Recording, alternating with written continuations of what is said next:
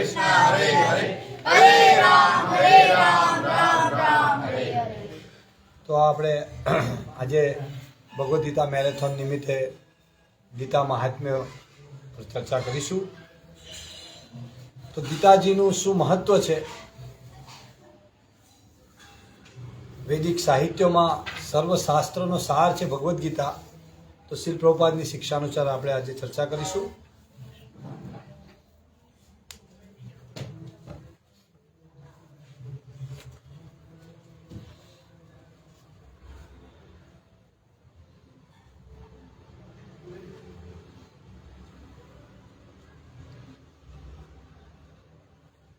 તો શંકરાચાર્યજી કે જેઓ ભગવાન શિવજીના અવતાર હતા, તેઓ ગીતા મહાત્મ્ય કહી રહ્યા છે। તો પ્રભુપાદજી એમને અહીંયા જે ગીતા મહાત્મ્ય વિશેના શ્લોક લખ્યા છે શંકરાચાર્યજીએ, એ અહીંયા બહુ સુંદર વર્ણન છે, એની પર આપણે ચર્ચા કરીશું।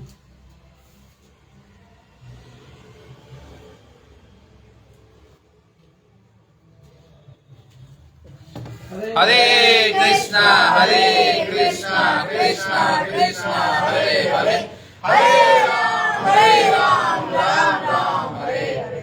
हरे कृष्ण। हरे कृष्ण। गीता महात्म्य एक पहलो श्लोक है, गीता ध्यानशीलस्य प्राणायाम परस्य च नैव सन्ति हि पापानि पूर्वजन्म कृतानि च। जो कोई मनुष्य भगवद गीता निष्ठा तथा गंभीरतापूर्वक अध्ययन करे छे, तो भगवत कृपाथी तेना पूर्व करेला दुष्कर्मोना फळो तेने भोगववा पड़शे नहीं। भगवद गीताना अंतिम भागनी अंदर भी भगवान कहे छे श्लोक, सर्वधर्माने परित्यज्य मामेकम शरणं व्रज अहम त्वा सर्व पापेभ्यो मोक्षयिष्यामि। કે તું દરેક ધર્મનો ત્યાગ કરી મારા શરણે આવી જાય છે, તો દરેક પાપોમાંથી મુક્ત થઈ જાય છે।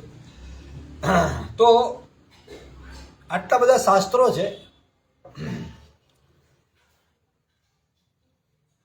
રામાયણ 24,000 શ્લોકો, શ્રીમદ ભાગવતમ 18,000 શ્લોકો, પદ્મ પુરાણ, મત્સ્ય પુરાણ, અનેક પુરાણો છે, વેદ છે। હા, છતાં પણ ભગવદ્ ગીતા માટે સર્વશાસ્ત્રનો સાર, ભગવદ્ ગીતા માટે આટલો મહિમા ગાવામાં આવ્યો।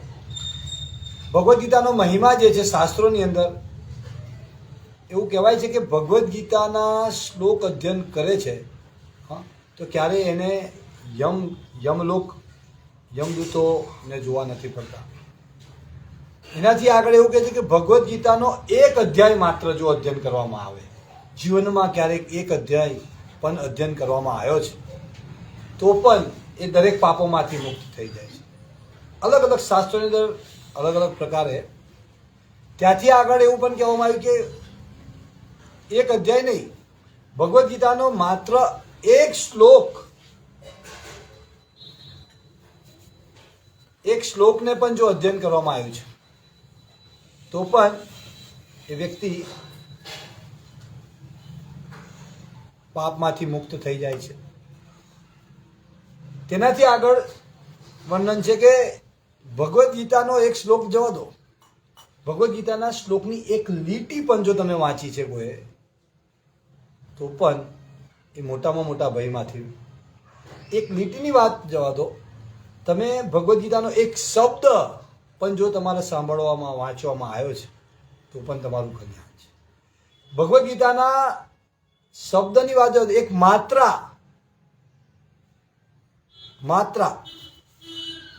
અને ત્યાંથી આગળ માત્રાને જવા દો, ભગવદ્ ગીતાને ખાલી તમારા ઘરમાં હોય તો પણ હોય નહીં, કદાચ નથી ભગવદ્ ગીતાને તમને કોઈ બતાવવા આવ્યું છે, તમે ખાલી એને જોવા માટે લીધી હતી, અડકી હતી, ખાલી પકડી હતી એને, તો પણ તમારું કલ્યાણ છે।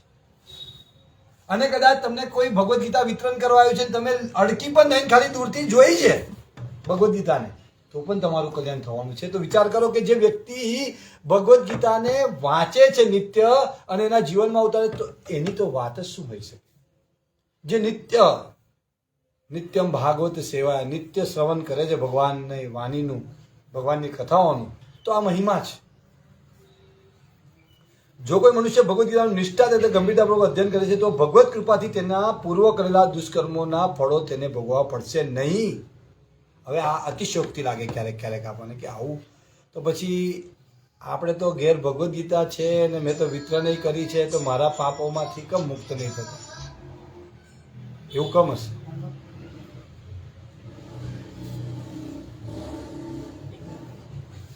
એવું કમ હશે? એ પ્રશ્ન ઊભો થાય. આજે સમાજની અંદર શાસ્ત્રોના જે વચનો છે એનાથી વિરોધની અંદર ઘણા બધા તર્ક આપવામાં આવે છે, ઘણા બધા તર્ક. આજે જ મારા એક મિત્ર સાથે મેં ફોન કર્યો, ઘણા સમય પછી અમે ટ્રેનમાં અપડાઉન કરતા હતા. મારાથી તો મોટા છે, મિત્રવત છે મારા.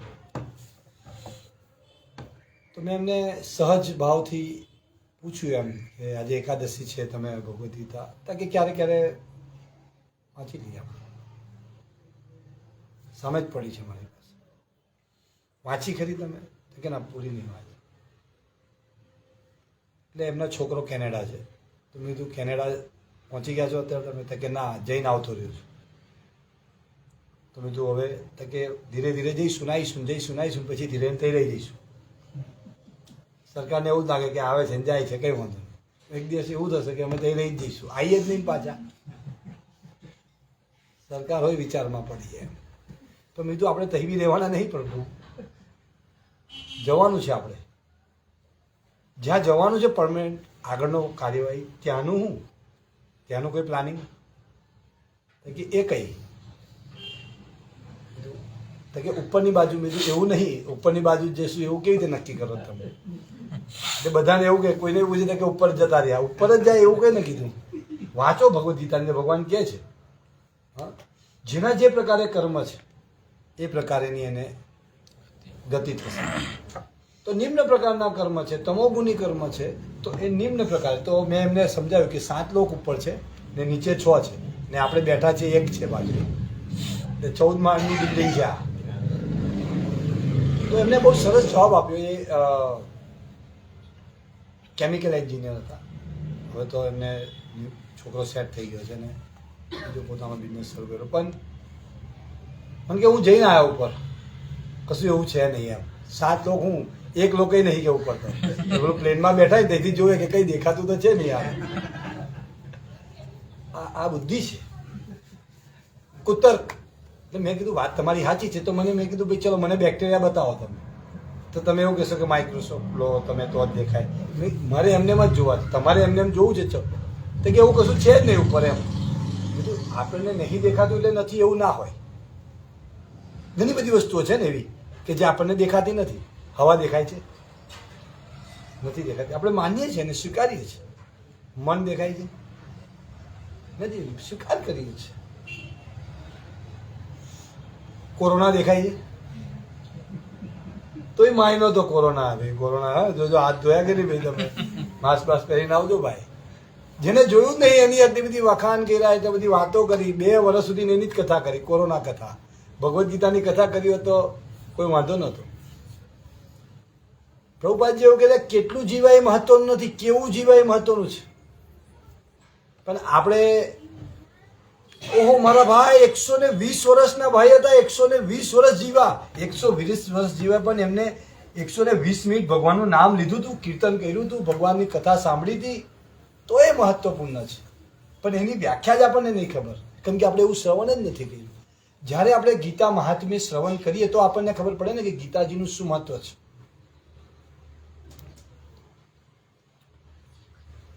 તો ખ્યાલ આવ્યા તમને ગીતાનું શું મહત્વ છે? ખાલી 1 શ્લોકની વાત જોવા તો તમે ખાલી ગીતાજીને અડક્યા બી છે.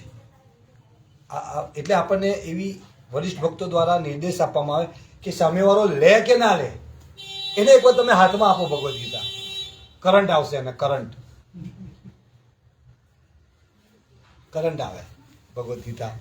નીલ આવે ને કરંટ આવે ને. તો આજે એક ગોપાલકૃષ્ણ મહારાજના એક શિષ્ય ભગવદ્ ગીતા વિતરણમાં એમનો અનુભવ કહેતા હતા કે ભાઈ ભગવદ્ ગીતા વિતરણ કરવા ગયા અમે, તો એ ભાઈ ભગવદ્ ગીતા આપી, હવે પેલો ભાઈ પીધેલો, એમને કીધું કે આ ભગવદ્ ગીતા હતા, કે લાવો, લઈને મૂકી દીધી. પેલો કે હવે આપો, તો કે શું આપવાનું ભાઈ? કે પૈસા. હે પૈસા આના? કે ભગવદ્ ગીતાના. કૃષ્ણએ અર્જુનને મફતમાં કીધી અને તમે મારી ભાઈ પૈસા લેશો? કૃષ્ણએ અર્જુનને મફતમાં કીધી ને, પૈસા લીધા હતા અર્જુનભાઈ, દક્ષિણા વક્ષિણા કે લાવો ભાઈ. પેલા ભક્ત બી કે વાત બી સાચી છે હારી, જ્ઞાન તો મફતમાં જોઈએ. તો કે અમે હવે આ ભાઈને જવાબ કેમ આપવો કે ભાઈ? તો કે અમે રેકોર્ડિંગ ના લઈએ છીએ. ગીતા કહેવાય તે મફત જ, પણ એનું રેકોર્ડિંગ જે થયું ને એનો ચાર્જ છે આ તો. કે કેટલો ચાર્જ? એ વાત સાચી કે રેકોર્ડિંગ એને કેટલો ચાર્જ? કે 100 રૂપિયા. કે લે રેકોર્ડિંગ ના તો આપવા પડે, રેકોર્ડિંગ ના આપવું. તે બાજુમાં બીજો પીધેલો હતો, તે કે ભાઈ આ તને બનાવી ગયા ખમ. તો કે તે વખતે કોને રેકોર્ડિંગ કર્યું હશે ભાઈ? તો કે પેલો પાછળ ગયો, ઓ ભાઈ કોને રેકોર્ડિંગ કર્યું હતું? વાત બી સાચી છે. તો કે લાવો ભગવદ્ ગીતા. પછી અંદર બતાવ્યું કે BBT, જો આ રેકોર્ડિંગ વાળા ભાઈ છે, કે આ છે ને, આ BBT જે છે ને એ રેકોર્ડિંગ વાળા છે. ઓહો, બહુ જૂની કંપની લાગે તમારી.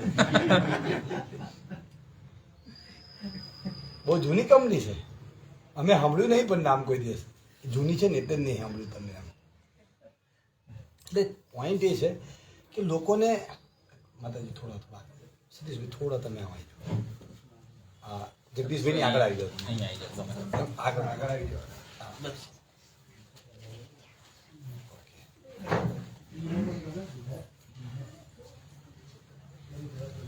ઠીક છે. વ્યોમ આપણે કઈ પહોંચ્યા હતા વાતમાં? રેકોર્ડિંગ. ભગવદ્ ગીતા તો બરોબર ના રેકોર્ડિંગ પર જૂની કંપની. તો પોઈન્ટ એ છે કે લોકોને આવા ઘણા બધા પ્રશ્ન થતા હોય. તો એ પ્રભુજી પંજાબી હતા, તો એક જગ્યાએ બીજે પ્રચાર કરવા ગયા. તો એક કાકા ને કાકી હતા પંજાબી. ત્યાં મહારાજોને જોયા કે આ મહારાજ બધું શું વાત. મહારાજ ગયા એમની ગયા, તો બધા દરવાજા બારી બંધ.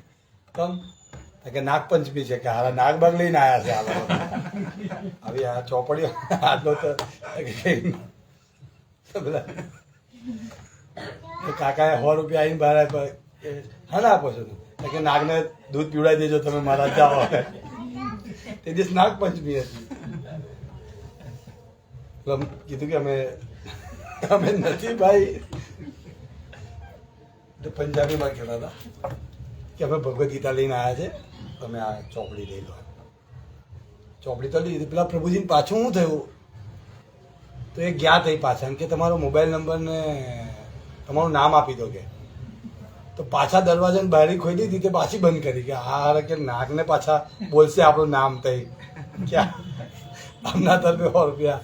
ના ભાઈ અમારે નામ નહીં આપવું, કે ના પણ જવાનું. એટલે બધી વિવિધ પ્રકારના લોકો છે સમાજની અંદર, એને ખબર જ નથી. એટલે ભક્તો દયાળુ છે. ગીતા મહાત્મ્ય જે લોકોએ સાંભળ્યું છે એ લોકો જ આપી શકે. એટલે પ્રભુપાદે કીધું કે મારી પુસ્તકો તમને ક્યારે પણ બુક સ્ટોર પર જોવા નહીં મળે, નહીં વેચાય. જોજો પરેશભાઈ, તમે જેકેટ પહેરીને બેઠા છે. ઓકે, તો ગીતા મહાત્મ્ય જે છે એને આપણે વારંવાર શ્રવણ કરીશું, એને અધ્યયન કરીશું, તો આપણને વેલ્યુ ખબર પડશે. કોઈ બી વસ્તુની વેલ્યુ ક્યારે ખબર પડે? એની સાથે સંપર્કમાં આવવાથી. આટલી બધી જે વેલ્યુ છે એ કહેવામાં આવી. તમે વિચાર કરો, આઈન્સ્ટાઈન મોટા મોટા જે કહેવાતા હતા આપણા માટે મોટા, બાકી વાસ્તવિક રૂપે મોટા તો કોણ છે? દેવલ, અસિત, વ્યાસદેવ, આ બધા વિદ્વાનો કહેવાય. બાકી આપણે અત્યારે જેને આઈડિયલ માની લીધા છે, અત્યારે મનાવવામાં આવ્યા છે, એ લોકો બી ભગવદ્ ગીતાથી દૂર રહીને કોઈ વસ્તુ કરી નહીં શક્યા. અબ્દુલ કલામ વાંચવી પડી હતી એમને. ખબર છે કેમ વાંચતા હતા એ ઇન્સિડન્ટ ખબર છે તમને કોઈને માતાજીને? અબ્દુલ કલામ કમ વાંચતા હતા ભગવદ્ ગીતા. હું બનાવ બન્યો હતો, એ તો પોતે મુસ્લિમ પરિવારમાંથી હતા, એમને બચપનથી કુરાન ને એની છે ને બહુ એક એમનું જીવન જ એ પ્રકારે હતું. હું કહી દઉં તો અબ્દુલ કલામ જ્યારે યુવાન હતા અને સાયન્સના સ્ટુડન્ટ હતા, તો દરિયાકાંઠે વોકિંગ માટે ગયા તો ત્યાં એક દાદા બેઠેલા બોકડે એમ ભગવદ્ ગીતા ખોલીને બેઠા હતા વાત. અબ્દુલ કલામને બી ત્યાં યુવાન હતા તે વખતે જઈને બેસવું થયું એમ. તો સહજ જે ભગવદ્ ગીતા વાંચે ને એક વસ્તુ યાદ રાખજો, કોઈ ભગવદ્ ગીતા વાંચે છે કે નહીં એનું માપદંડ શું છે ખબર છે?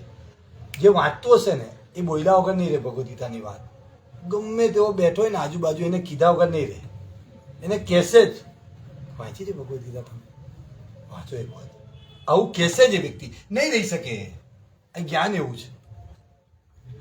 તો સહજથી એમને કીધું કે ભાઈ આ ભગવદ્ ગીતા છે, આ હું કર્યું છે મારે, તમને ખબર છે હું કોણ છું? દાદાએ કીધું કે ના મને નહીં ખબર તમે કોણ. હું સાયન્સનો સ્ટુડન્ટ છું, વિક્રમ સારાભાઈ રૂકો છો એ કોલેજ, એમાં હું સ્ટુડન્ટ છું. આ બધું મેથોલોજી છે, આ બધું વાંચવાનું હોય. અમે સાયન્સના સ્ટુડન્ટ છે, અમે બાળકો સાયન્સ ભણીએ છીએ, અમે સાયન્સ વિજ્ઞાન. આજે દેશ કઈથી કઈ પહોંચી ગયો, તમે આ બધામાં ક્યાં પડી રહ્યા છો? આવી વાર્તા લાવતો હતો કઈ વાત. એમને તો કીધું ઓકે વાત, એમને વાંચીને હવે એમનો સમય પૂરો થયો. થોડી જ વારની અંદર એક ગાડી આવે છે, બે ગાર્ડ નીકળે છે, એમની પાસે આવે છે, સેલ્યુટ કરે છે, બધી બાજુ દરવાજો ખુલે છે અને એ અંદર બેસી જાય છે. પેલા ગાર્ડને ધીરે પૂછે કે આ કોણ છે? કે આ સારાભાઈ છે. હે ચમકી ગયા કે આ પોતે? કે હા. તે પોઈન્ટ એ હતો ભગવદ્ ગીતા એવું જ્ઞાન છે કે કોઈને વિદ્વાન તરીકે વિદ્વાન છે એવું સ્થાપિત કરવું હોય ને તો ભગવદ્ ગીતાની સ્ટડી કરેલી હોવી જોઈએ ને ભગવદ્ ગીતા પર એ બોલી શકતો હોય તારે જે વિદ્વાન કહેવાય. આ વ્યાખ્યા છે. વેદાંત સૂત્ર પર ભાષ્ય લખેલું હોય, ભગવદ્ ગીતાની ટીકા લખેલી. આજે પ્રભુપાદજીને ભક્તિ વેદાંત ઉપાધિ આપવામાં આવી હતી ગૌડીય વૈષ્ણવ તરીકે. આપણે બોલીએ ને પ્રભુપાદજીનું આખું નામ કોને કોને ખબર છે? માતાજીઓમાંથી બોલો પ્રભુપાદજીનું આખું નામ. બોલો બોલો મોટેથી, વારા પરથી મોટેથી બોલે. હા બોલો. બીજું કોઈ? પ્રભુજીમાંથી. હા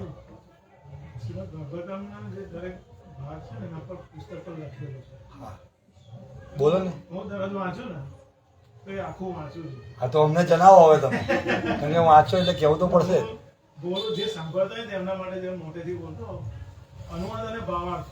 કૃષ્ણ કૃપામૂર્તિ ઓમ વિષ્ણુપાદ પરમહંસ પરિવ્રાજક 108 શ્રી શ્રીમદ અભયચરણાનંદ ભક્તિ વેદાંત સ્વામી પ્રભુપાદ સંસ્થાપક આચાર્ય આંતરરાષ્ટ્રીય કૃષ્ણ ભાવનામૃત સંઘ. વાહ વાહ વાહ, આખું નામ બોલી.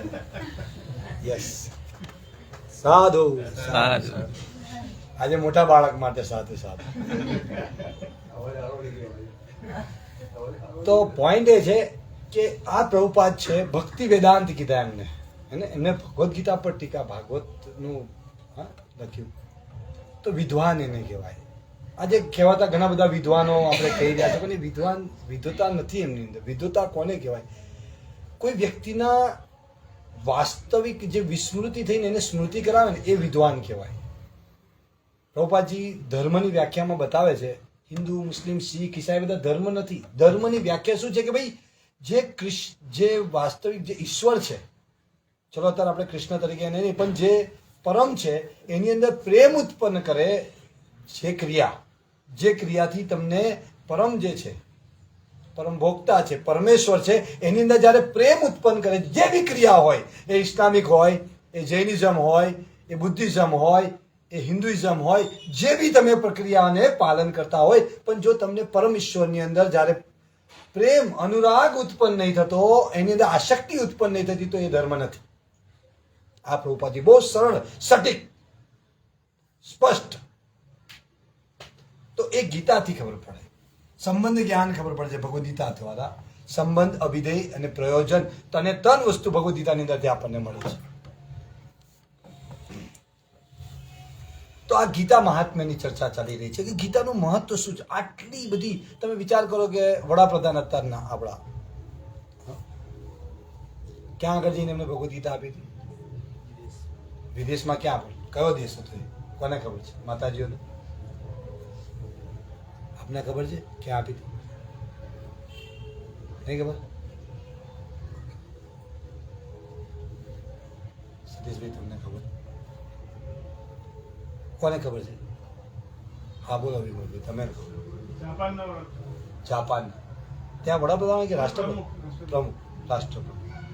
ને ત્યાં કીધું હતું વડાપ્રધાન શ્રીએ કે મારી પાસે ભારતના પ્રતિનિધિત્વ તરીકે જ્યારે હું આવતો હોય, પ્રથમ નાગરિક તરીકે, તો મારી પાસે એકચ્યુઅલી રાષ્ટ્રપતિ કહે ને પ્રથમ નાગરિક, તો વડાપ્રધાન બી એક પ્રતિનિધિ, દેશના પ્રતિનિધિત્વ. તો મારી પાસે આપવા માટે ભગવદ્ ગીતાથી વધારે કશું નથી. એટલેથી અટક્યા નહીં, ત્યાંથી આગળ એવું કીધું કે તમારી પાસે લેવા માટે પણ આનાથી વધારે કશું નથી. કમ ભગવદ્ ગીતા એ જ્ઞાન છે, જન્મ મૃત્યુ જરા વ્યાધિમાંથી છોડાવનારું જ્ઞાન. અને દરેક વસ્તુનું જ્ઞાન જેવું નથી કે ખાલી આધ્યાત્મિક ભૌતિક જ્ઞાન પણ છે. કેમ કે અન્ન જે ખાવા જોઈએ છે એની પણ વર્ણન છે કે કેવી રીતે અન્ન ઉગશે, આહાર કેવો લેવો જોઈએ. આ ખાલી શરીરને ટકાવવું બી હોય ને તો એ ભગવદ્ ગીતાનો આધાર લેવો જોઈએ. આ ગીતાનું મહત્વ છે. એટલે દરેક એંગલથી ભગવદ્ ગીતા અતિ મહત્વપૂર્ણ છે. ઘણી માતાઓ કહે છે બાળકને કે ભાઈ તું ભણી લે હમણાં, પણ એ ભણી તો લેશે, પણ જ્યારે હતાશા, તમે જુઓ ડોક્ટરો, એન્જિનિયર, વચ્ચે હમણાં કલેક્ટરે ફાંસી ખાધી હતી, મામલતદાર, હે ને, તો એ શા માટે એ કરી રહ્યા છે? આત્મહત્યા શા માટે? જો ભણેલા છે, જો ભણવું જ સર્વસ્વ હોય તો ભણેલા તો ડોક્ટર તો કેટલી મહત્વપૂર્ણ, આપણે ભગવાન પછી નેક્સ્ટ એને ગણતા હોઈએ અત્યારે. તો આત્મહત્યા કરે તો એ સર્વસ્વ છે, તો શા માટે? એટલે આપણે ડૉક્ટર સર્વે સચિવ પ્રભુ એમના પ્રવચન તમે સાંભળો. એ પોતે એમબીબીએસ ડૉક્ટર હતા. ડૉક્ટર કેશવાનંદ પ્રભુ પોતે ડૉક્ટર એમબીબીએસ હતા, પણ અત્યારે આધ્યાત્મિક ડૉક્ટર તરીકે વાસ્તવિક સ્થિતિ બતાવી રહ્યા છે લોકોને, તમે શરીર નથી આત્મા. એ આખું જે મેથડ છે મોડર્ન જે મેડિકલ સાયન્સની, એ બધી જાણે છે લોકો. એને વાંચી ભણીને મૂકી દીધું. અને એવી કોલેજમાંથી એ લોકો ભણેલા છે કે જે કોલેજમાં ખાલી એડમિશન થાય ને તો 100 કિલો પેંડા વેચે ઓછામાં ઓછા. ના ઓળખતા હોય નહીં ખવડાવે, એટલી મોટી બાધા રાખી હોય એવી સ્કૂલ, એમાં ભણીને ડિગ્રી લઈને મૂકી દીધી બાજુ પર કે વાસ્તવિક જીવન આ છે. એ જ્ઞાનને માતા એવું કહે કે બેટા હમણાં નહીં, તું હમણાં ભણી લે. તો એ તો અજ્ઞાનતા છે. કેમ કે જ્યારે પણ એને આ ભૌતિક જગતમાંથી હતાશા ઉત્પન્ન થશે ને, ત્યારે આ જ આધાર છે. કેમ કે ભગવદ્ ગીતા જેવું જ્ઞાન છે, જ્યારે એને બતાવશે કે તું શરીર નથી આત્મા છે, એને જે વ્યક્તિ ભગવદ્ ગીતાને જાણતો હશે ને એ કદાચ એ સ્થળ છોડી દેશે, પણ આત્મહત્યા તો નહીં જ કરે. કેમ કે એને ખબર કે હું શરીર છું, આત્મા તો એમ નહીં મરવાની, મારી એમ પણ નથી મરવાની. એટલે ભગવદ્ ગીતા ડિસ્ટ્રીબ્યુટ કરવાનો બહુ જ મહત્વપૂર્ણ કાર્યક્રમ છે. ભગવદ્ ગીતા, કૃષ્ણ, રામાયણ, ભાગવતમ એ એટલા માટે મહત્વપૂર્ણ, લોકો અત્યારે હતાશામાં ગર્તમાં ગઈ રહ્યા છે. મેં ઘણી વખતે કીધી છે, પ્રભુપાદજીની પુસ્તકોથી વિદેશોના એટલા બધા કિસ્સાઓ છે કે એના લાભ શું છે તમે સાંભળો તો તમને ખબર પડે કે ખરેખર મારે કમ વિતરણ કરવી જોઈએ. મેં આગળ બી કીધું હતું, પણ આપણે મંદ સુમંદ મતો એવો મંદ ભાગ્ય આપણી ભૂલી જવાની આપણી જે વૃત્તિ છે, તો એના લીધે તો હું કહી દઉં તમને. એક વખત વિદેશની અંદર એક ટ્રેન્ડ છે, એક પદ્ધતિ છે, ત્યાં લોકો શું છે, યંત્રવત જીવન છે. યાદ રાખજો, યંત્રવત જીવન છે, બિલકુલ યંત્રવત. જે અત્યારે કંપનીઓમાં કલ્ચર આવી ગયું છે. તમારી કદાચ કંપની સારી છે થોડી, મોટે ભાગ દહેજમાં ને એમાં તમે જાઓ એટલે બહુ જ પ્રેશર, મતલબમાં તો યંત્રવત જીવન છે. તો વિદેશોની અંદર લોકો શું થાય છે કે એ લોકોએ નિયમને જીવન, એ નિયમ, જે નિયમો છે ત્યાંના, એ નિયમને પાલન કરવા માટે જીવનને લગાવી દે લોકો. અને એક સમય એવો આવે છે કે હતાશા ઉત્પન્ન થાય છે. અને ત્યારે ત્યાં આગળ એવી બુક્સ વેચાય છે. અને હવે તો નેટ બી આવી ગયું એટલે ત્યાં સર્ચ કરે લોકો. ઇઝી ડેથ એટલે તકલીફ પડ્યા વગરની મૃત્યુ કેવી રીતે થાય, એની અલગ અલગ ફોર્મ્યુલા હોય કે જો તમે આ પ્રકારની ફોર્મ્યુલા ઉપયોગ કરશો તો તમને 20 મિનિટ લાગે મરતા. થોડી તકલીફ પડશે પણ બહુ નહીં પડે. એમ અલગ અલગ. એમાંની એક કાર્યક્રમ હતો, તમે કલ્પના નહીં કરીએ એવા એવા પ્રોગ્રામો એ લોકો તો એવું શોધે કે ભાઈ જો તમારે મરવું છે તો બહુ ખર્ચાળ વસ્તુ નથી આ, તમે કશું નહીં કરવાનું. એક દૂર થોડું સિટીથી જતા રહો અને ત્યાં તમારી ગાડી પાર્ક કરી દો. તમારી ગાડીમાં એક પાઇપ લઈ લો, એનું જે સાયલેન્સર છે એમાં એ પાઇપ લગાવી દો. એ પાઇપને તમારી કારની અંદર લઈ લો, કારના બધા કાચ બંધ કરી દો અને ગાડી ચાલુ કરી દો. ને ધીરે ધીરે ધીરે એક્સિલેટર આપ્યા કરો. ધીરે ધીરે ધીરે ધીરે ધીરે જે એનો ધુમાડો છે એ ગાડીની અંદર ધીરે ધીરે ભરાતો જશે. એ ભરાતો જશે, ધીરે ધીરે ધીરે ધીરે ધીરે ધીરે ધીરે ધીરે ગુંગળામણ થઈને તમે મરી જશો. તો કે આ હારું યાર, પેલું મને ગાડી નીચે કપાઈ જવાનું એ બધું નહીં ફાવે યાર, એ તો બહુ વાગે છે. એટલે મને આ ગમ્યું. એ ભાઈ અહીં જતા રહ્યા, મસ્ત ચાલુ કરી હતી ગાડી. 30% ગેસ ભરાઈ ગયો હતો, બધું 30-40%. ને એક ધોતિયાવાળા ભાઈ આવ્યા, કઈ થઈ ટપકી પડ્યા ભાઈ, નોક કર્યું એને. તો કે હવે આ મરવાય નહીં દે છેલ્લે છેલ્લે અમારા. તો એને કીધું ચાલો મરવું તો છે જ, હવે છેલ્લે હું કે તે સાંભળી લઈએ આપણે. બોલો ભાઈ કંઈ જવું છે તમારે? મારે કશે જવાનું નથી, હું અહીં જ બેઠો છું. એટલે તમારે કંઈ જવું હોય તો જાઓ અહીંથી, હું આ ગાડી લઈને જવાનું નથી, મારે અહીં જ બેસવાનું. તો કે ના મારે કશે જવું નહીં, મારે તમને કંઈક આપવું છે. મને આપવું છે? આ વળી કોણ આવ્યા ભાઈ? તો કે બોલો હવે હું આપવું છે? તો કે હવે છેલ્લે છેલ્લે એને રાજી કરી દઈએ, આપણે જવું જ છે ને એમ બી. તો બોલો હું આપવું છે તમારે? તો કે આ પુસ્તક આપવું છે. હવે પેલો ભાઈ કે એમ બી હું ઉપર તો લઈ નહીં જવાનો, તું બોલ ભાઈ કેટલા રૂપિયા આપવાના જના? તો કે આટલા. એને પાછો કાર્યક્રમ ચાલુ કર્યો, પાછું એક્સિડન્ટ આપવાનું ચાલુ કર્યું. હવે 20-30% થયું હતું, હજુ ધીરે ધીરે મરવાનું હતું. તો કે હવે છેલ્લે છેલ્લે કરીએ હું તારે? તો લાય હવે આ ચોપડી આપી છે ભાઈ, વાંચીએ આપણે. હવે એને ખોલ્યું તો ભગવદ્ ગીતા મારું બેટું, ને ખુલ્યું તો કયો અધ્યાય ખુલ્યો? કયો અધ્યાય ખુલ્યો હશે માતાજી? બીજો. કયો? બીજો. શું નામ છે બીજા અધ્યાયનું? ગીતાનો સાર. અને તમે શું કીધું? સાંખ્ય. એને પ્રભુપાદજી ગીતાનો સાર તરીકે વર્ણન કરે. અને એમાં એ શ્લોક નીકળ્યો કે તું શરીર નથી, આત્મા છે. અને પ્રભુપાદે ઇંગ્લિશ ભાષાને શુદ્ધ કરી નાખી, પવિત્ર મલેચ્છ ભાષા કહેવાય. પ્રભુપાદે ઇંગ્લિશમાં લખેલું તો ત્યાં પેલા વાંચ્યું, you are not a body, you are a soul. નૈનમ છિંદંતી શસ્ત્રાની. પેલો કે હું વાત કરો છો? હોય જ નહીં. હું શરીર નથી? ના, તું શરીર નથી. પ્રભુપાદ ત્યાં કહે છે ને, ખોટી મારે એને બુક્સમાં, તું શરીર નથી, આત્મા છે. આત્માને ના મારી શકાય, ના બાળી શકાય, ના પલાળી શકાય, ના સૂકવી શકાય. વધારે એને ધ્રાસકો લાગે છે કે હું નહીં મરું, હું તો મરવાનો છું હમણાં. તો કે ના, શરીરને મરી શકે, શરીર મરે છે, આત્મા ક્યારેય મરે નહીં. તો પેલા તો ફટાફટ ગાડી બંધ કરી, કાચ ઉતારી લીધા ને ખોલ્યો દરવાજો. પછી વાંચવાનું ચાલુ કર્યું કે આ તો સારી વાત છે લે. પછી એને વાંચ્યું ને પછી પેલા ભાઈને હોદવા માંડ્યા કે કઈ છે હવે આ ભાઈ, આગળનો કાર્યક્રમ બતાવો કે ભાઈ હવે હું કરવાનું. એટલે મેં કીધું ભૂમિભાઈ કે પ્રથમ પગલું મૂકી દો હવે અંદર, કે એને ખબર પડે કે હવે આગળ શું કરવાનું. એવા તો અનેક કિસ્સા અનેક કિસ્સા, કેટલાય લોકો બચી ગયા એવી રીતે. અને એટલે ભગવદ્ ગીતાનું મહાત્મ્ય આ છે. એ જે વાઇબ્રેશન આવે ને એ બુદ્ધિ, તો એને એવી બુદ્ધિ ચાલી ને. ભગવાન કહે છે ભગવદ્ ગીતા 15મા અધ્યાયના 15 કે મારાથી જ્ઞાન, સ્મૃતિ અને વિસ્મૃતિ મારાથી આવે છે. એ સુકૃતિ પ્રાપ્ત થઈ. શું થઈ એને? બાકી એના પાપ કર્મ લીધે હવે એને મરવાનું જ હતું. પાકી વાત છે. એને વિચારી દીધું કે મરી જ જવું હવે. એને ભૂત બનવાનું જ હતું. સૌથી વધારે ભૂત વિદેશોમાં હોય. હા, એટલે જે વિદેશમાં જવાનું પ્લાન કરતા હોય ને તો ભૂત બનવાની તૈયારી રાખજો ભાઈ. કારણ કે તરત ના બારે તો મરવું હોય તો રવિવારે જ મરવું પડે. કોઈ આવે હોય ના, તમે સોમવાર મરી જાય તો અઠવાડિયું રહેવાનું, મોટી જ માયરા કરવાની છે.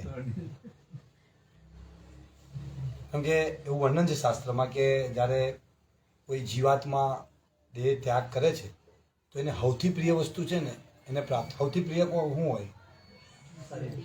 પોતાનું જ શરીર. આખી જિંદગી એવું કહેતા કે હું લોક સેવા કરું. લોક સેવા નહીં, પોતાની સેવા કરતા હોય. એ ઇન્દ્રિય તૃપ્તિનો એ વિસ્તાર છે.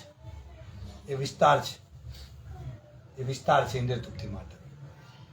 એટલે જ્યારે દેહ ત્યાગ કરે ને, એટલે આપણી વૈદિક સંસ્કૃતિ વર્ણન છે કે કોઈ પણ વ્યક્તિ દેહ ત્યાગ કરે ને એટલે એને બહુ નજીકના સમયની અંદર અગ્નિદાહ આપી દેવો જોઈએ. અને જ્યારે અગ્નિદાહ આપે ને ત્યારે એક પ્રકારનો મોહ એનો તૂટી જાય આત્મા. તો ઘણી વખતે તમને એવો પ્રશ્ન થાય કે સંન્યાસીઓને તો સમાધિ આપે તો પછી એ ભૂત નહીં બને? હા, વાંચો તો ભગવદ્ ગીતા તમે. હા, હવે ખબર પડે. મેં કીધું બોલ્યા વગર રહે નહીં. એક વખત વાંચે ને માણસ એટલે બોલ્યા વગર રહે. એને એ સંન્યાસી એટલા માટે છે કે એને એના દેહથી, દેહાત્મના સ્તરથી ઉપર ઉઠ્યો અને એટલા માટે એને સંસારને ત્યાગ કર્યો. પણ કેવી રીતે ત્યાગ કર્યો છે? સંસારમાં રહીને. સંન્યાસી સંસારમાં જ રહે છે ને. ગ્રહસ્થોને જગાવે છે, જીવ જાગો, જીવ જાગો, ગોરાચંદ ગોદે. આપણને જગાવે છે. ગુરુ મહારાજ આવ્યા તો જગાઈને ગયા ને. સંન્યાસી જગાવે છે આપણને. એટલે ભગવદ્ ગીતાની અંદર આપણા જે વિચારો છે ને ભૌતિક, એનાથી બિલકુલ તદ્દન વિરુદ્ધ વિચાર આપે છે. આપણે આ સંસારને કેવું માનીએ છીએ? સુખમય, આનંદમય. ને ભગવદ્ ગીતા શું કે છે? દુઃખાલય. એટલે આપણને ગમતી નહીં, એટલે આપણને ખોલવાની. આમ ખોલીએ ને પાછું આપણે નવું મકાન બનાવવાની હજુ તો તૈયારી કરીને પછી ભગવદ્ ગીતામાં એવું કે આ જગત તો શાશ્વતમ દુઃખાલયમાંથી બંધ કરો ભાઈ, બંધ કરો. આટલા લાખનું મકાન બનાવ્યું મેં, ને પછી મને કે મૃત્યુ આવશે ને આ આવશે ને આ બધી વાત આપણને. એટલે ઘણી વખતે લોકો એવું કહે એમ કે હરે કૃષ્ણ તો પેલા 100-200 લોકો આવતા હતા, પછી ધીરે ધીરે આવતા બંધ થઈ ગયા. બહાનું કોઈ બી કાઢે પણ એ લોકોને ખબર નહીં પડતી કે એની જે ભૌતિક ઈચ્છાઓ લઈને આવતો હતો ને એને કાપવામાં આવે અહીંયા. એટલે પેલો નાહી જાય. પેલો બિચારો કે હું 2-4 બુધવાર ભરી આવીશ ને સારું થઈ જશે, એ બહાને આવ્યો હોય. એટલે પહેલા બુધવારે વાત આવે, અશાશ્વતમ દુઃખાલયમ છે, મૃત્યુ પરમ સત્ય છે. તો ક્યારે મરવું તો નહીં, આ લોકો તો મરવાની વાત કરે. આવી બધી વાત ના કરવી જોઈએ. શુભ શુભ બોલો, શુભ શુભ બોલો, જીવવાની વાત કરો, એવી વાત કરો. પણ ગીતાનો આ જ મહિમા છે કે આપણને વાસ્તવિક સ્થિતિ સ્વપ્નમાંથી જગાવે છે. આપણને, આપણે સ્વપ્નમાં છે અત્યારે, પણ ભગવદ્ ગીતા આપણને જગાવે છે કે આપણે શરીર નથી, આત્મા છે. ને આ જે શરીર સાથેના જે સંબંધ છે એ ટેમ્પરરી છે પણ મહત્વપૂર્ણ છે.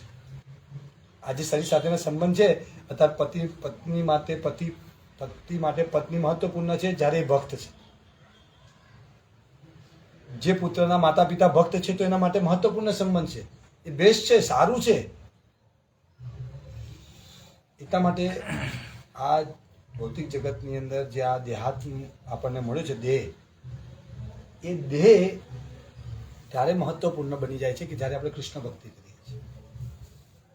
અન્યથા એ ભારરૂપ છે, એ બંધનરૂપ છે, એ રોગિષ્ઠ અવસ્થા છે. વાસ્તવિક રૂપે આજે અત્યારે આપણે જે પરિચય કેળવ્યો છે, હું આ છું, હું આ છું, હું આ છું, એ વાસ્તવિક નથી. અને જો વાસ્તવિક તો હંમેશા રહેવું જોઈએ. કેટલી મહેનત કરે છે, કેટલી મહેનત કરે છે વ્યક્તિ, હે? તો એ કમ હંમેશા રહેતું નથી. હમણાં એક ડૉક્ટરનું જામનગર કે રાજકોટની અંદર હાર્ટનો બહુ સ્પેશિયાલિસ્ટ ડૉક્ટર યુવાન 42 વર્ષની જામનગર તો 42 વર્ષની ઉંમર હશે બસ ને 30,000 જેટલા ઓપરેશન કરેલા હાર્ટના હાર્ટ સર્જન કેવી રીતે મર્યો ભાઈ એને પોતાને એટેક આવી ગયો એટલે પોઈન્ટ એ છે કે હવે આ વસ્તુ એને કોઈ બતાવ્યું નહોતું એટલે એને ભગવદ ગીતા નહીં વાંચ્યું જો વાંચી હશે જામનગરની અંદર પ્રચાર થાય છે ભક્તો ખરે છે કદાચ પણ નહીં વાંચ્યું હોય તો હવે અત્યારે શું હશે ભાઈ બધું સતીશભાઈ અત્યારની શું હશે એ અત્યાર સુધી તો ડૉક્ટર હતો જ મરતા પહેલા સુધી મર્યા પછી શું હશે સમય જેવું સ્મરણ હશે એવું પામશે અંત સમય એનો જે સ્મૃતિ રહી હશે એ પ્રકારનું એને શરીર મળશે પણ ડૉક્ટર તો નહીં જ હોય હે ને ડૉક્ટર થશે નહીં હોય માની લો કે કદાચ એને બીજો જન્મ બી મળ્યો હશે મનુષ્યનો માન લો તો એ ડૉક્ટર તો નહીં જ હોય તો આટલી બધી મહેનત કરી ભાઈ બીજો આજે એક સમાચાર તો એને એવું વર્ણન છે કે એટલો મોટો ડૉક્ટર છે એટલા બધા સર્જન એને સર્જરી કરી છે કરોડોપતિ છે અત્યારે ભાઈ પણ સૌથી વધારે મોટી ચિંતા શું હશે ખબર છે ને એને છોડીને જવાની એને છોડી દેવું ને એ બહુ મોટી ચિંતા ને કોણ વાપરશે ને કેવી રીતે વાપરશે ને શું થશે એની ચિંતા આ ઉપાધિ છે એટલે પોઈન્ટ એ છે કે જે પરમાનન્ટ નથી ને એના માટે આપણે પ્રયત્ન કરીએ છીએ ને ત્યારે એ દુઃખ ઉત્પન્ન કરે છે ભગવદ ગીતામાં ભગવાન આ બધા ભૌતિક જે લાભ છે ને એ દુઃખ ઉત્પન્ન કરે આપણે દુઃખ ઉત્પન્ન કરે એટલે એવું નથી ભગવાન કહી રહ્યા ભગવાન એક બાજુ પાછું એ પણ સમજાવે છે કે કર્મ કર્યા વગર કોઈ રહી શકે કર્મ નહીં કરવા માટેનું ક્યારેય ભગવાને ઉત્સાહિત કર્યા નથી પણ કર્મ કેવા કરવા ને એ ભગવદ ગીતામાં ભગવાને બતાવ્યું કયા અધ્યાયમાં બતાવ્યું માતાજી કયો અધ્યાય છે કર્મ કેવી રીતે કરવા કર્મયોગ કયો અધ્યાય છે ત્રીજો યસ ગુડ કયો અધ્યાય એ કૃષ્ણ ભાવનામૃત કર્મયોગ કીધું ને ત્રીજો એ બી કર્મયોગ છે ને તમે બી સાચા છે ને માતાજી બી સાચા તો બંનેને ધન્યવાદ સાધુ સાધુ સરસ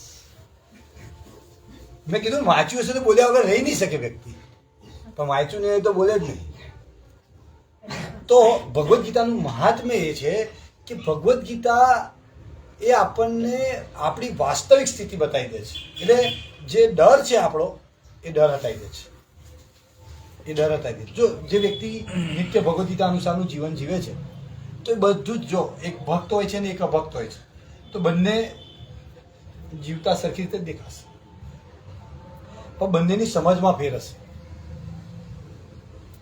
જે ભૌતિકવાદી વ્યક્તિ છે એ હંમેશા ડરની અંદર હશે ડર ચિંતા શાની ચિંતા હશે શાની ચિંતા હોય પરેશભાઈ શાની ચિંતા હોય કોઈ ભૌતિકવાદી છે જે ભક્તિ નથી કરતો એને શાની ચિંતા હોય એ પૈસા બી કમાય છે પૈસો બી છે એની પાસે મૃત્યુનો ડર હશે બીજું શું ચિંતા હોય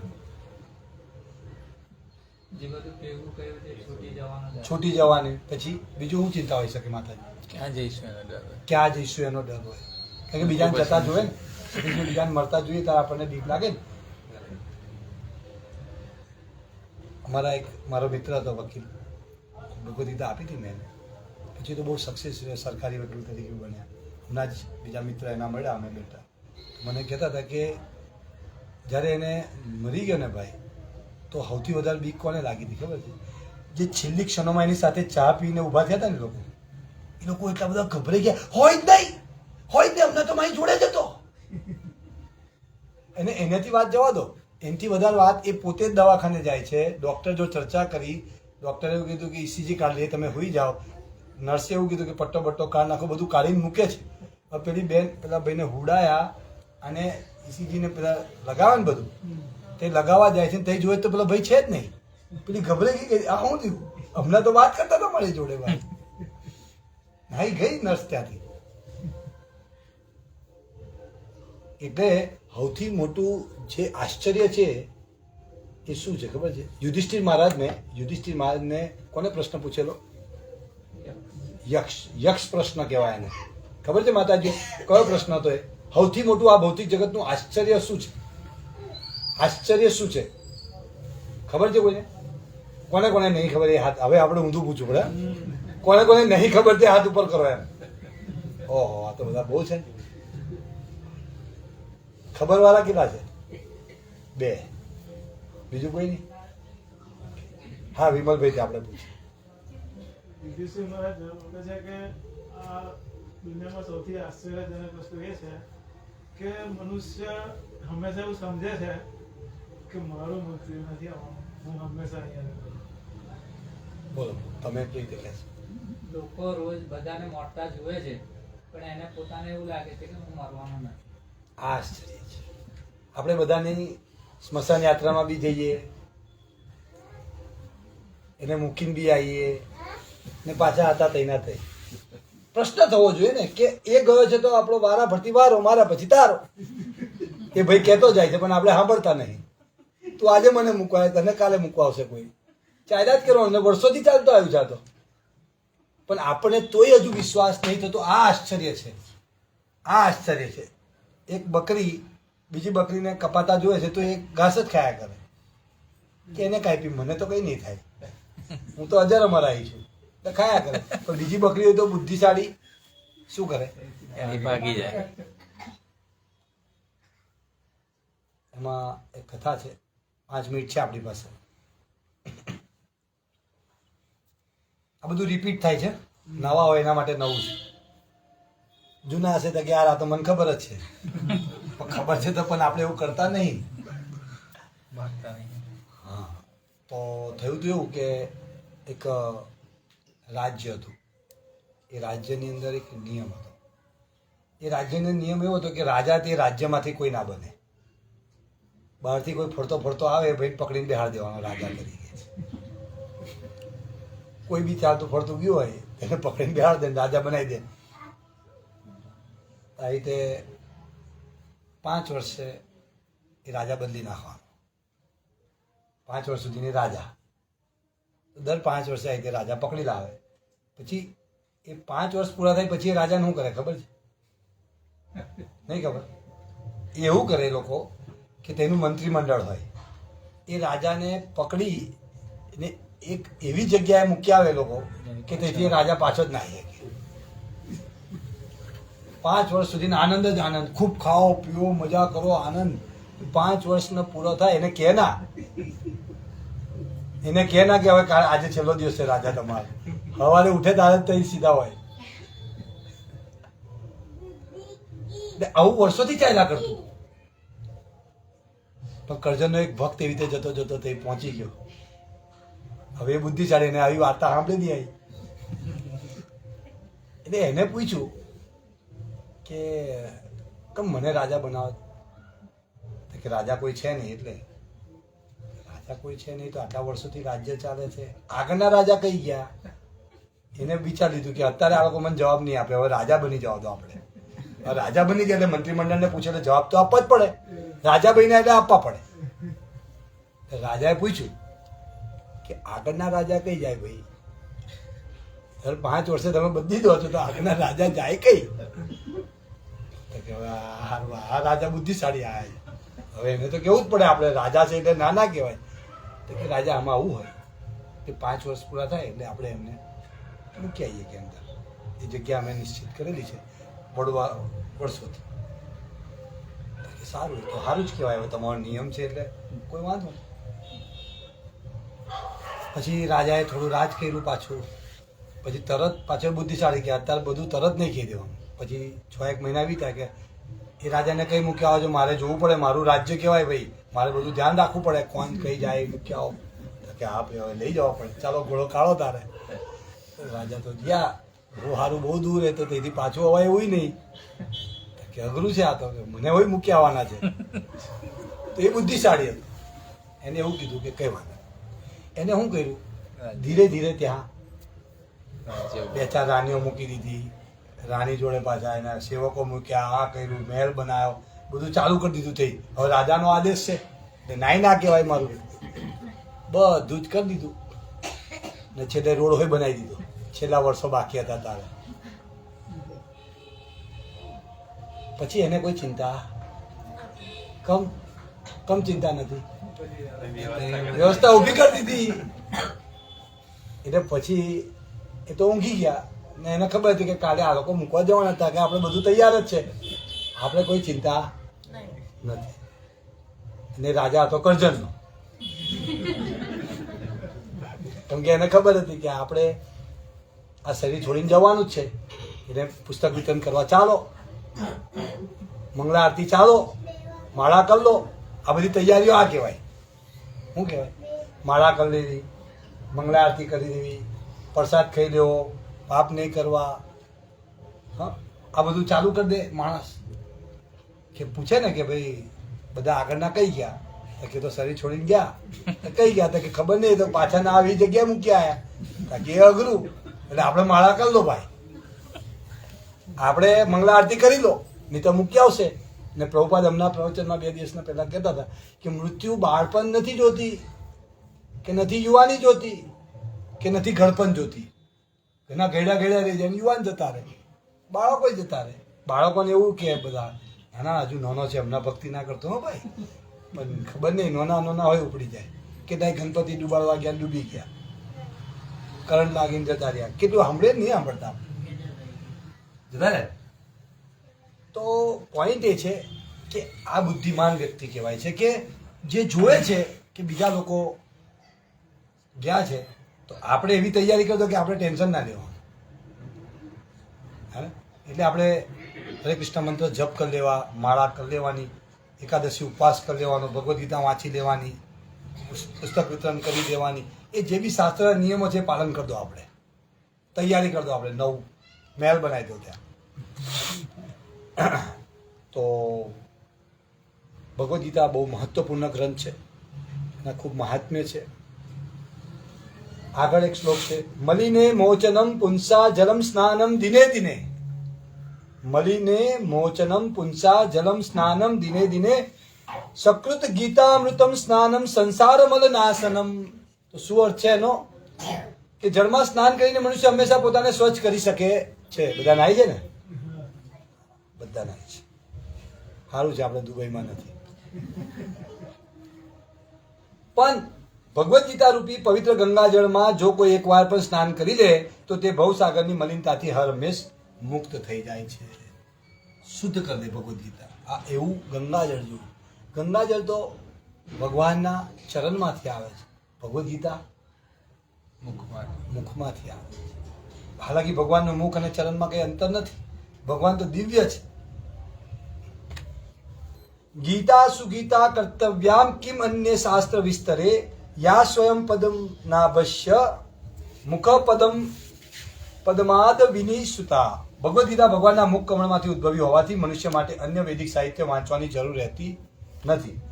તેને કેવળ ભગવદ્ ગીતાનું ધ્યાનપૂર્વક નિયમિત શ્રવણ તથા વાંચન કરવું જોઈએ.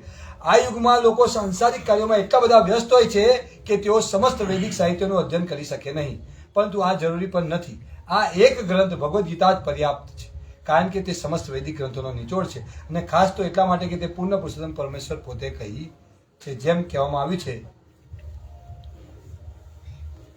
તો ભગવદ્ ગીતા એટલો મહત્વપૂર્ણ ગ્રંથ છે કે સમસ્ત શાસ્ત્રોનો સાર છે. તો ભગવદ્ ગીતા આપણે અધ્યયન પ્રતિદિન કરવી જોઈએ. અને ભગવદ્ ગીતા અધ્યયન તો કરવી જોઈએ, પણ ભગવદ્ ગીતા અધ્યયન કરવા માટે બીજાને પ્રેરિત પણ કરવા જોઈએ, ઉત્સાહિત કરવા જોઈએ. એનાથી ભગવાન પ્રસન્ન થાય છે, અને ભગવાન પ્રસન્ન થઈ જાય તો કોઈ પછી બીજી ચિંતા રહેતી નથી. એટલે આપણે ભગવદ્ ગીતાનો પ્રચાર કરવો જોઈએ, એને વાંચવી જોઈએ, વંચાવવી જોઈએ. આ આપણું કર્તવ્ય છે.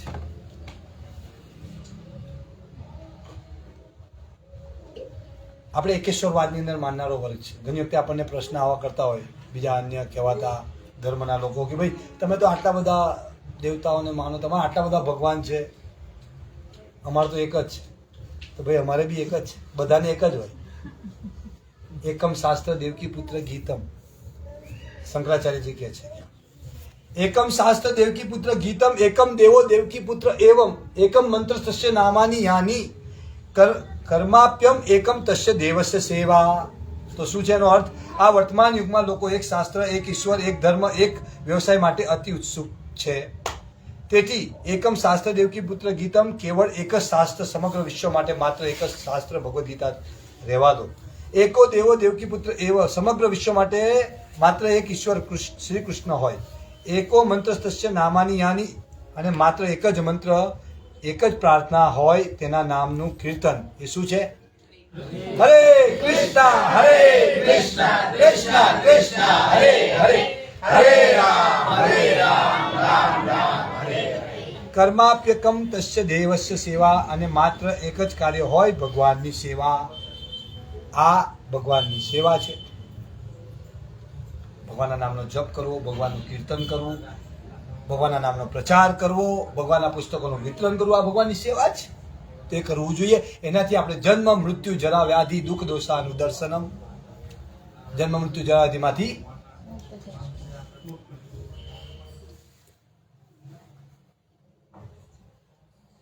જન્મ મૃત્યુ જરાધિમાંથી છૂટી જઈશું. તો આપણે આ ભગવદ્ ગીતા પ્રાગટ્ય મહિનો ચાલે છે. શ્રીલ પ્રભુપાદની કૃપાથી ભગવાનને પ્રસન્ન કરવાનો કાર્યક્રમ આપણને મળ્યો છે. તો આવતીકાલે બધા માટે સુઅવસર છે. અને આખો મહિનો અને આખું વર્ષ કોઈ ચિંતા નહીં, પણ વિશેષ પ્રતિદિન ભગવદ્ ગીતાનો એપ્રોચ કરો, લોકોને આપો. એ લોકો શોધી રહ્યા છે, એમની પાસે શબ્દ નથી. શું છે? શોધી રહ્યા છે પણ શબ્દ નથી. તમે જોજો, તમે અનુભવ બી કરેલા હશે ઘણા બધાએ, કે જાણે તમારી રાહ જોઈને ના ઉભા દરવાજો કે હમણાં આવશે હમણાં આવશે હમણાં આવશે, એવી રીતે રાહ જોઈને ઉભા એવી રીતે તરત લઈ લે એમ. તો જાણે હું તમારી ભગવદ્ ગીતાની રાહ. અમુક બહુ અત્યારના જે 65 વાળી માતાઓની વાત, એ તો ભાઈ જ કહેવાય. એટલે માતા તો તે છે કે જે માતા બાળકને રડે ને એનાથી ખબર પડે એમ. જે વડીલ દાદીઓ નતા ને, એને છોકરું પેટમાં દુખતું હશે કે હું, એને ખ્યાલ આવે. તો બાળક તરસ લાગી હશે એને, કે ખાવાનું હશે કે એને ખ્યાલ આવે. એની સાથે રહે ને. આ તો સવારથી મૂકીને જતી રહે ને પછી નોકરી જઈને આવે ને પછી કે છોકરું ખબર ના પડે. તો પોઈન્ટ એ છે કે એવી રીતે આચાર્યો જે છે ને, માતા છે, આપણે શું જોવે છે ને આપણને કદાચ નહીં ખબર, આપણને નહીં ખબર.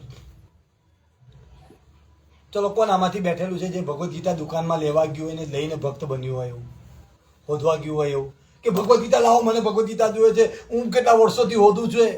કોઈ ગયું છે એવું? ભક્તો જ આવ્યા છે. ભક્તો જ આપણી ત્યાં પ્રભુ ભગવદ્ ગીતા લે લો, પ્રભુ ભગવદ્ ગીતા વાંચો ને. હે કમ એ માતા સમાન છે. આપણને નહીં ખબર કે આપણે શું જોઈએ, પણ એમને ખબર છે કે આ જ જોઈએ. પછી જ્યારે આપણે વાંચ્યું ને ત્યારે ખબર, ઓહો આ જો તો હોદતો હતો, મને મરવું નહીં, એમાંથી કઈ રીતે બચાય? એમાં તો ખબર પડી ગઈ મને. તો આ વસ્તુ છે. એટલે આપણે શું કરવાની જરૂર છે? દયાળુ બનવાની જરૂર છે. અને વાસ્તવિક દયાળુ શું છે? ભગવાનનું નામ આપવું. એ શોધી રહ્યા છે, ખબર જ નથી.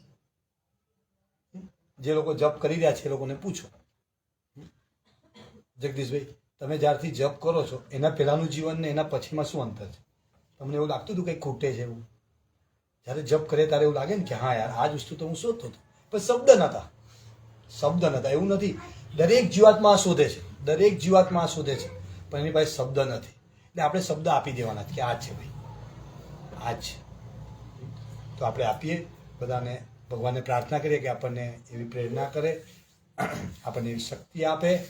પ્રયત્ન આપણો હોવો જોઈએ, કૃપા ભગવાનની તૈયાર છે. તો આપણે ભગવાનને પ્રાર્થના કરીએ હરે કૃષ્ણ મંત્ર દ્વારા કે ભગવાન અમને તમે શક્તિ આપો, અમે વધુને વધુ પ્રચાર કરીએ તમારા નામનો. હરે કૃષ્ણ હરે કૃષ્ણ કૃષ્ણ કૃષ્ણ હરે હરે હરે રામ રામ હરે હરે. ગ્રંથરાજ શ્રીમદ ભગવદ ગીતા કે જય, એકાદશી મહામહોત્સવ કે જય, પ્રભુપાદ કી જય. તો કોઈને કઈ પ્રશ્ન આજના પ્રવચન અનુસંધાને, કોઈ ટીકા, કોઈ કોમેન્ટ?